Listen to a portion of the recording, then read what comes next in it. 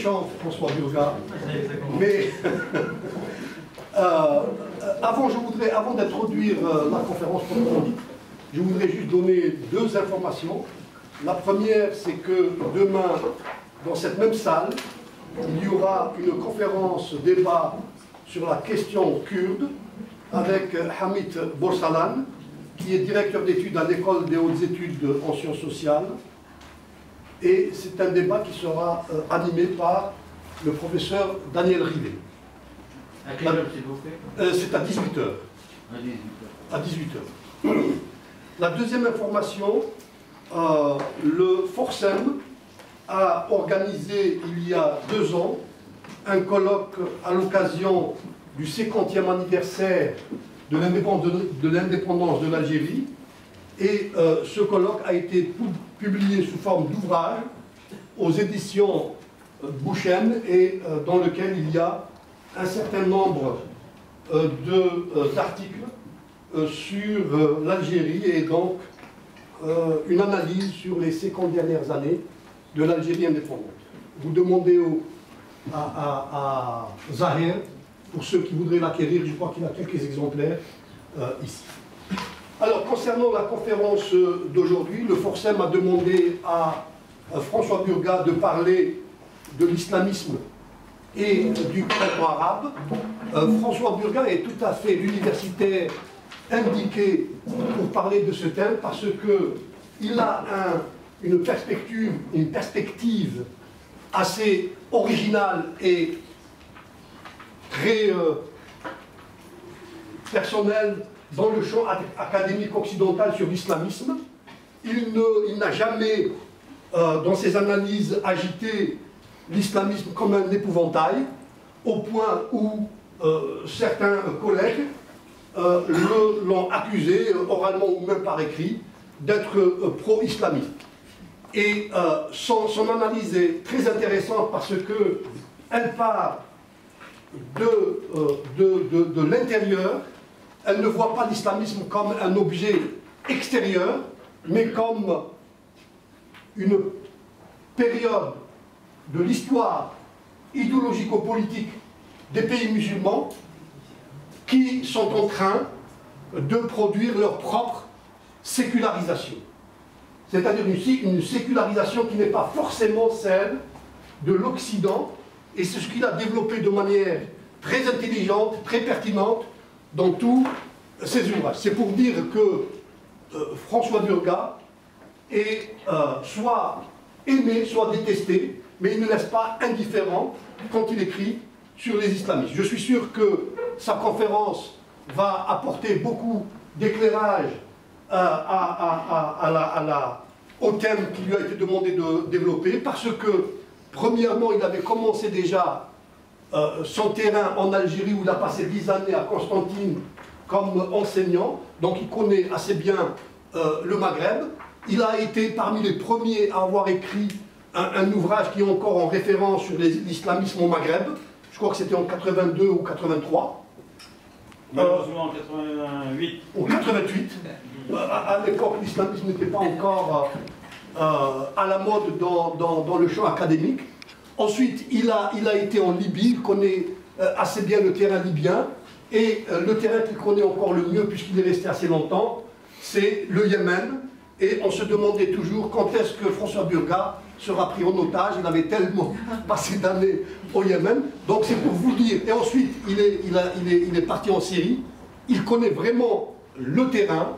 Il connaît vraiment ces pays de l'intérieur. Ce n'est pas un regard extérieur ou un discours exotique que vous allez avoir aujourd'hui. Voilà, merci François d'être venu, et à toi la parole. Merci Lawari pour faire la transition et te remercier de ces mots chaleureux que tu viens de prononcer. Je dirais que ceux qui ne nous aiment pas m'attribuent certaines de tes formules. J'ai vu sur ma notice Wikipédia, François Burga est un adepte, enfin considère que l'islamisme est une régression féconde. Il dit tiens, ils se sont trompés avec Lawari a dit. C'est donc ce qui nous réunit ce soir et qui donne des accents de sincérité aux remerciements que je t'adresse. Alors je ne sais pas combien de temps je vais pouvoir tenir, je ne suis pas enrhumé, normalement sans micro, je devrais tenir les 35-40 minutes qu'on s'est fixées. Je remercie les animateurs du FONSEM de me ramener dans cette ville où j'ai de nombreuses attaches. Je suis presque un voisin, même si je suis exilé dans le midi de la France conjoncturellement. Dans le petit circuit qui donne des éléments de légitimité à ma connaissance du monde arabe, l'avoir été oublié 5 ans en Égypte. Il y a eu quand même cette phase égyptienne avant de partir dans la péninsule arabique. Et effectivement, j'avais gardé, disent les Syriens, le meilleur pour la fin.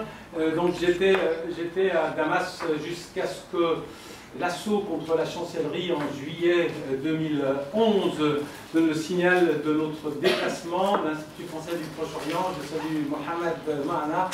Et sur Beyrouth, je suis resté jusqu'en avril 1913. Et puis j'ai été frappé par une décision administrative qui fait que quand la date de naissance coïncide avec je ne sais plus quel chiffre, tout ça, on n'est plus censé être dans la fonction publique. Pour rendre hommage quand même à ceux qui me permettent de continuer à être actif et de me déplacer dans cette région du monde que j'essaye de comprendre, je mentionnerai simplement que j'ai donné une sorte de gros lot à la loterie européenne qui s'appelle une Advance Grant de l'ERC, et c'est à ce titre que je suis maintenu en activité par le CNRS qui veut récupérer les bons sous européens.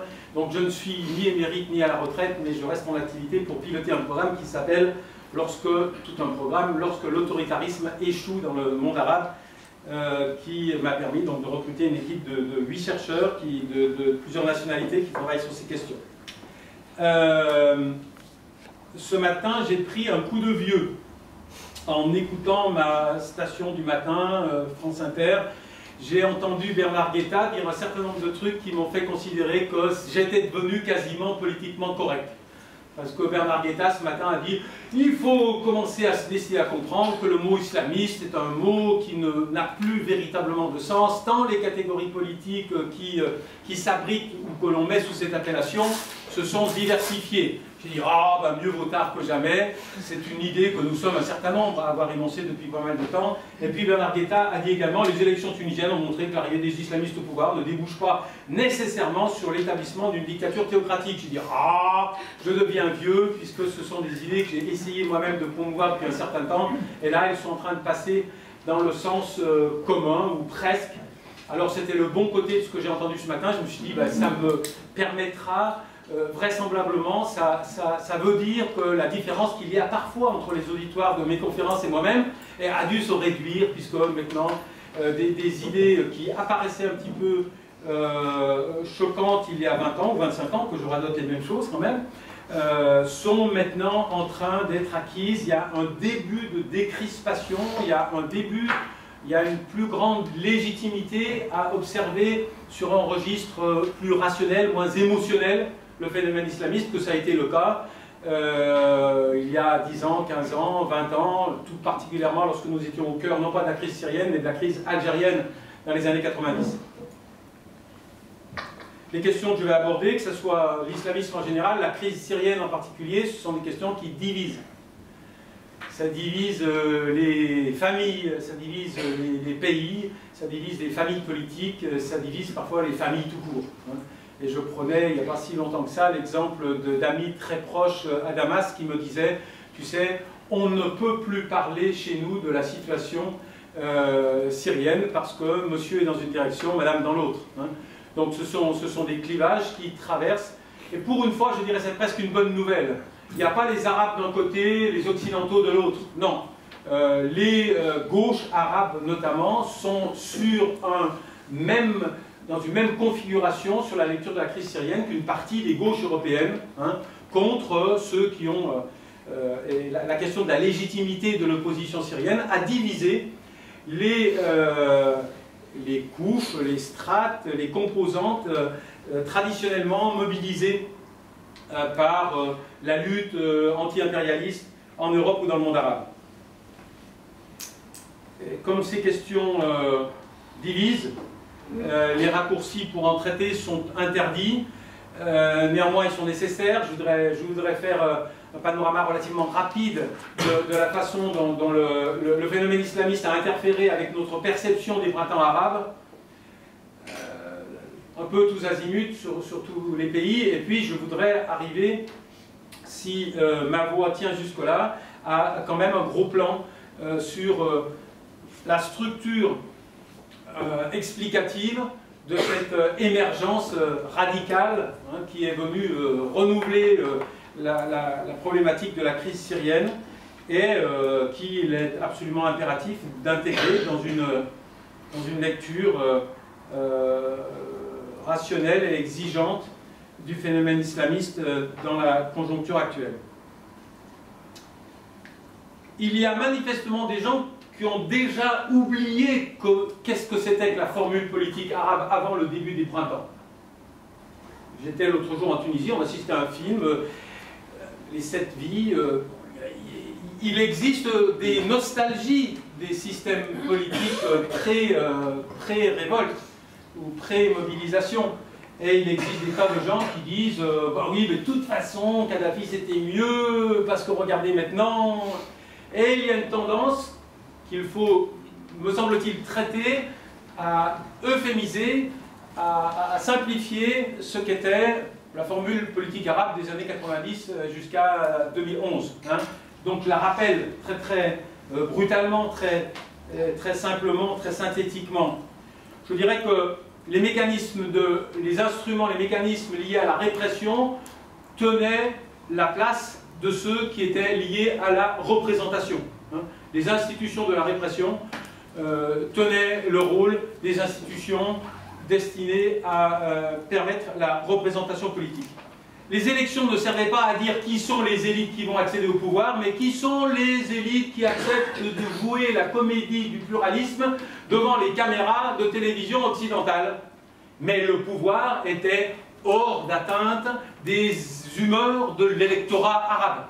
C'est-à-dire qu'on pouvait voter, il y a eu des tas de formules, j'aime bien celle de Tosi, les institutions étaient débrayées. Vous pouvez changer tout ce que vous voulez au niveau institutionnel.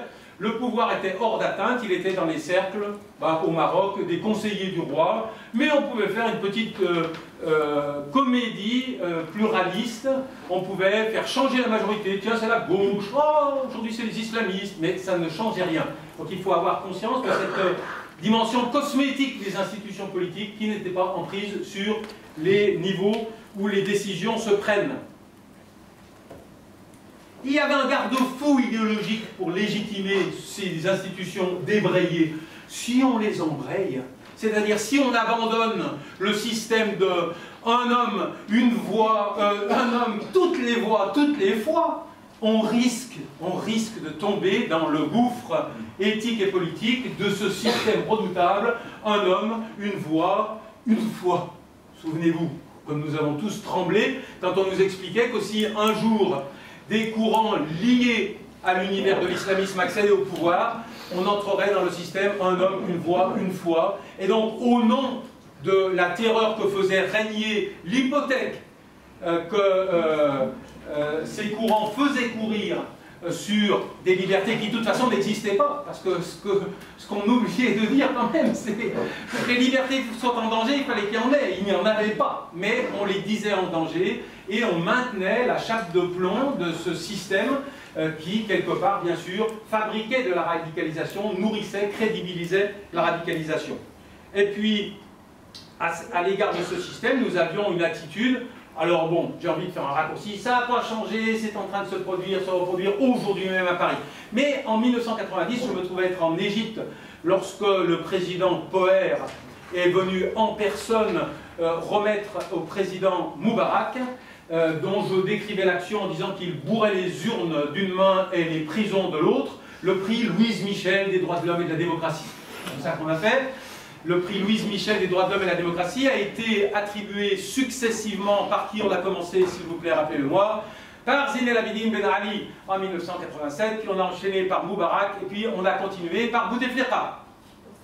Donc je pense qu'il n'y a pas besoin de discuter davantage, nous avons conforté, nous avons cautionné, sans réserve, sans limite, sur le plan éthique et politique, ces systèmes dont on